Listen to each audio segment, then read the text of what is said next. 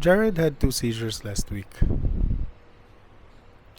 His last checkup was February. He didn't have any seizures in March, April, and May.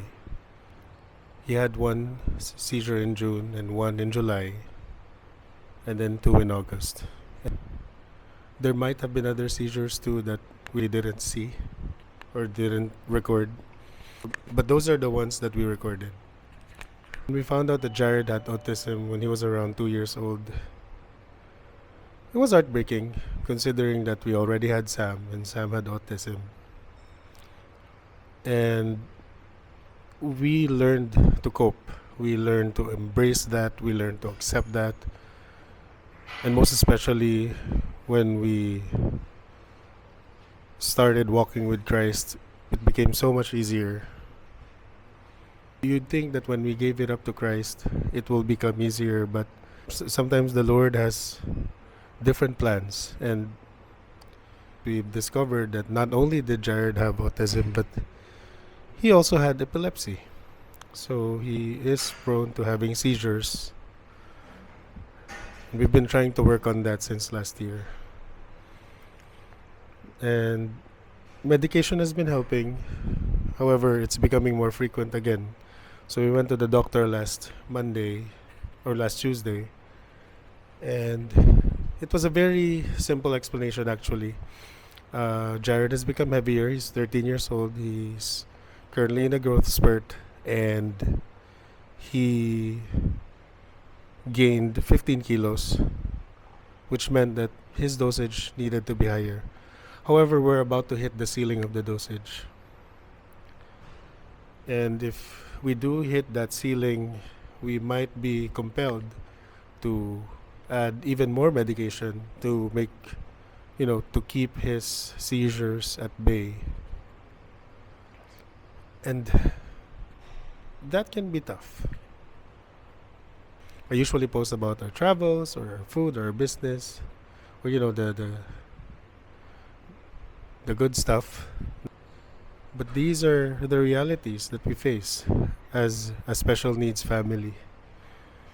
Today I'm reminded that sometimes we really don't have any control over our circumstances and our situations. It's not like we chose both of our children to have autism. It's not like we chose for Jared to have epilepsy. We don't have control over our circumstance, but what we do have control over is our response. And today's verse comes from 1 Thessalonians chapter 5, verses 16 to 18. Rejoice always, pray continually, give thanks in all circumstances, for this is God's will for you in Christ Jesus.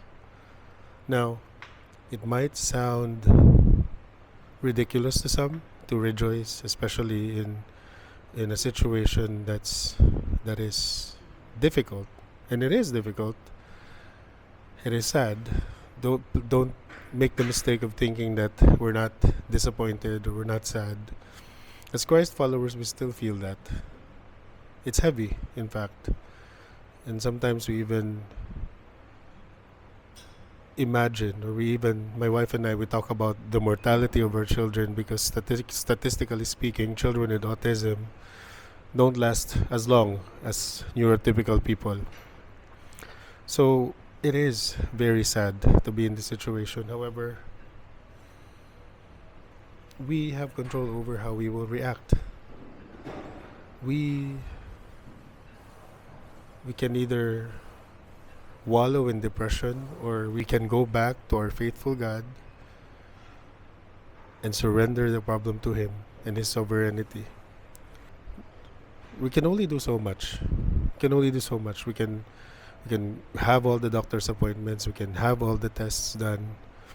We can buy all the medications. Hopefully, God provides for that too. But at the end of the day, we surrender all of this to the Lord's will. And it might be difficult in the moment, but in the bigger picture and in the bigger plans of Christ, we rejoice, because He is a God who fulfills His promises. And there's one promise that we hold on to, and that's the promise of paradise. That one day we will get to meet both our children in paradise with Him, where there is no judgment for children with special needs, where there is no sickness, no epilepsy, no seizures, where there is no autism. And that's something we look forward to.